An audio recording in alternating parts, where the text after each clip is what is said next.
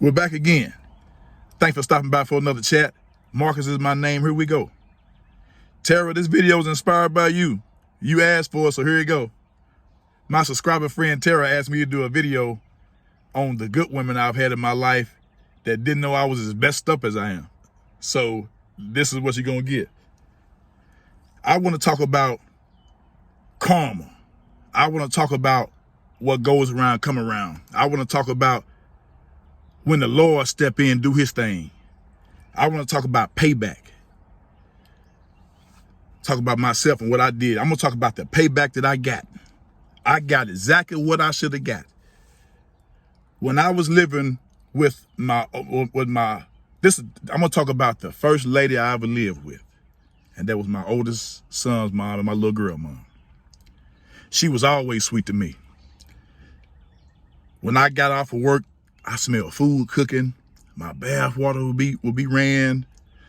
She'd be happy to see me, greet me, hugging on me, kissing on me. She never held sex back. My family loved her. My friends loved her. Everybody, when I worked at the fire department, everybody loved up there. Everybody knew her. Everybody knew her. I ain't had no complaints about her. No complaints. Whenever we went out, she would introduce me to people. Introduce me to her friends, her co-workers, family, whatever. She was always happy about me, happy to see me, showing me off to whatever. But that didn't stop me from moving around. That didn't stop me from doing my thing. I had her in a rotation with probably about 4 other women. Had no reason to be doing that. I was such a mess. I was so reckless. I didn't have them doing it, but a female knocked on our apartment door a couple of times. Man, the way the apartment door was, you know how the apartments is. Soon as you open the door, you see everybody in the front room right there. Her parents were visiting one night. Knock at the door. I'm like, huh? She opens up the door. It was a lady asking to speak to me. And man, when her parents turned to look at me, ooh, I was so embarrassed. I ain't never been so embarrassed in my life. That was a buster move on my part, man. She ain't never deserved that. And I went outside talking to her. Man, I felt bad. And then I had women driving my car. She would see women driving my car. I'm living with her.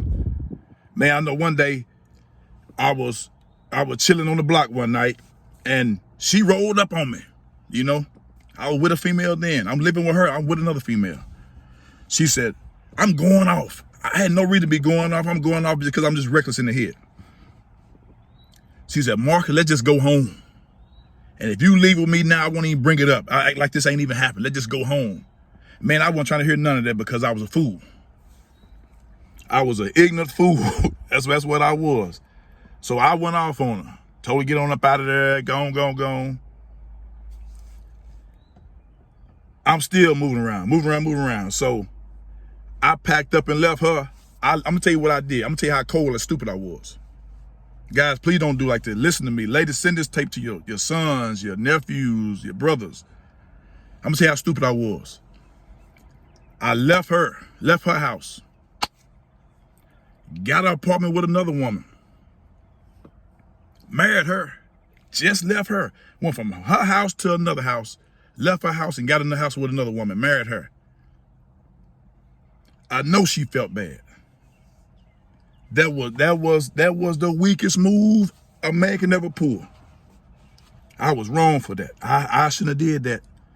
I want to say some stuff about myself on her, but I don't want to mess my video up because I want kids to be able to look at it.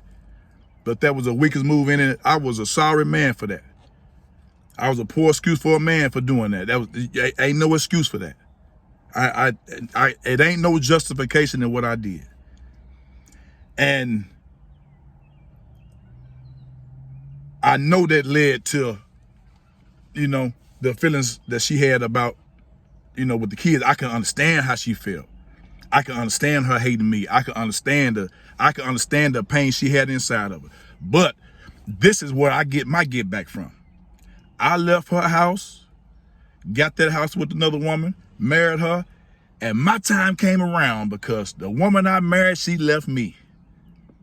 And that was it. And that's when I knew, man, you just got what you was coming. You got what was coming to you. I got exactly what I deserved. I left her house and got a house with another woman, married that woman. What I did to her, she did to me. And I deserved it. I deserved all the pain that came after that because I shouldn't have did it. And I got exactly what was coming. I knew it. But that pain led to her holding my kids back on me. And I can understand it. I've always felt her pain. I've always felt her pain, and I understood because that hurt, man. They gotta hurt. They gotta hurt. You know, you don't do that. You don't do that. And she probably felt like she wasn't good enough. Ain't no telling how she felt. So that's why I've always wanted to be in my kids' life, because I don't want them to be like me. I do not want I preach to my boys so much. Please don't be like me. Please don't. That's been my life goal ever since I knew I had boys. I do not want my boys to be like me. I want to stop it right here. I want to stop this stuff, because that ain't what real men do. Real men don't do that. You don't do that. And it's hard for me to sit up here and cry about not seeing my kids when I did a stunt like that. Because if I had did the real dude stuff and stayed up in there, I would have got to see them. So I gotta be real. I gotta be straight up. That's why families are important. That's why men need to be in these boys' lives. I'm not faulting my daddy for the decision I made. I'm just saying I had no structure. And that shouldn't have been handled that way. So guys, don't do this. Don't use some sense, man. Think before you make these moves. Think about your kids, think about your family, think about the future before you make moves like that. Because my kids suffered. My kids felt that pain. And